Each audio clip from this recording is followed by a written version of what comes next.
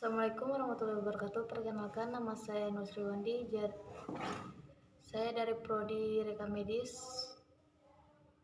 Di sini saya akan memaparkan materi mengenai perkembangan rekam medis.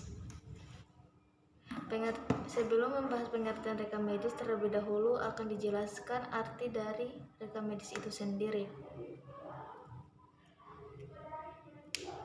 Rekam medis adalah berkas yang berisi catatan dan dokumen tentang identitas pasien, pemeriksaan, pengobatan, tindakan, dan pelayanan lain yang telah diberikan pasien.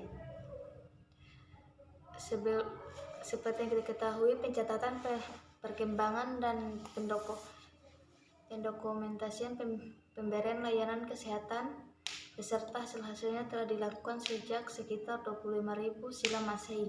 Hal ini tampak dari berbagai bentuk catatan yang dibuat oleh berbagai peradaban di berbagai negara dalam berbagai media sesuai dengan perkembangan zaman.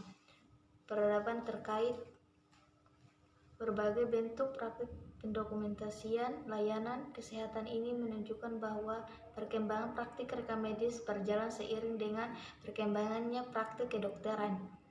Di Indonesia sendiri terdapat sekitar 250 manuskrip atau naskah yang kebanyakan berasal dari Bali. Di antaranya berisi tentang ramuan pengobatan. Manuskripsi ini dicatat dalam daun lontar. Biasanya hasil karya itu menggunakan bahasa Jawa kuno atau Kawi. Bahasa Bali termasuk Sanskerta, dan lazimnya naskah tanpa mencantumkan nama penulis atau anonim. Selain daun lontar, ada beberapa sarana perekaman lainnya yang digunakan dalam tulis menulis, seperti kayu, kulit binatang, dan bambu. Memasuki abad ke-20, era menjelang kemerdekaan, tenaga kesehatan Belanda dan kedokteran Indonesia pribumi masa itu atau lulusan sekolah kedokteran Stopia dari Batavia dan staf kesehatan telah melakukan praktik pendokumentasian layanan kesehatan secara sederhana.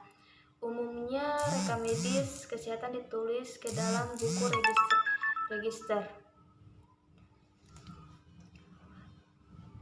Dalam pesatnya perkembangan bidang kedokteran, manajemen, pelayanan kesehatan, hukum kesehatan, dan teknologi informasi dan komunikasi mendorong pergeseran paradigma dalam profesi manajemen informasi